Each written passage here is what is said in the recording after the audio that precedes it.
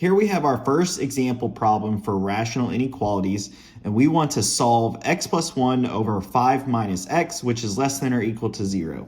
So the first step in solving this example problem is we want to determine what x values make the numerator and denominator equal to 0, because when these expressions are equal to 0, the sign of the inequality will change. So we can go ahead and do that, and we'll have here that the numerator is 0 at x is equal to -1. So basically to get that, we just set this top numerator portion equal to 0, solved for x. And the denominator is 0 at x is equal to 5. And we did the same type of solution. So the next step in solving this example problem is we want to graph test points. So we can go ahead and do that here. Our boundary conditions are going to be where the numerator and denominator were equal to 0. So we've set up our boundary lines at -1 and another boundary line at 5.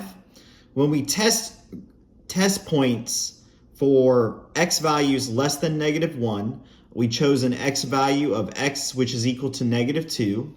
After plugging this x value into our expression, we got 1/7, which is less than or equal to 0, and we know that statement to be false. So we know that any x value that is -1 or less is not going to be included in our solution set.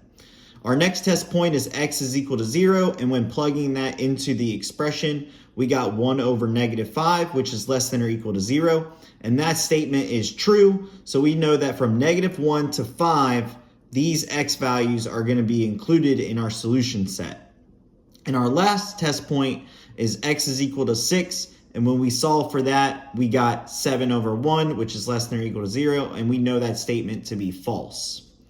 So continuing on, the last step to solve this example problem is we want to write this graph in inequality and interval notation form. So before we do that, a couple notes are, we know that x cannot equal 5, so that's the denominator portion, because this will create a division by 0 error. So we also know that this is going to create a parentheses at the 5 location.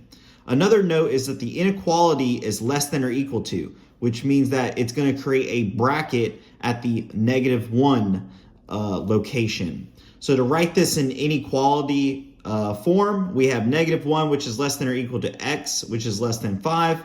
And to write this in interval notation form, we have a bracket, -1, 5.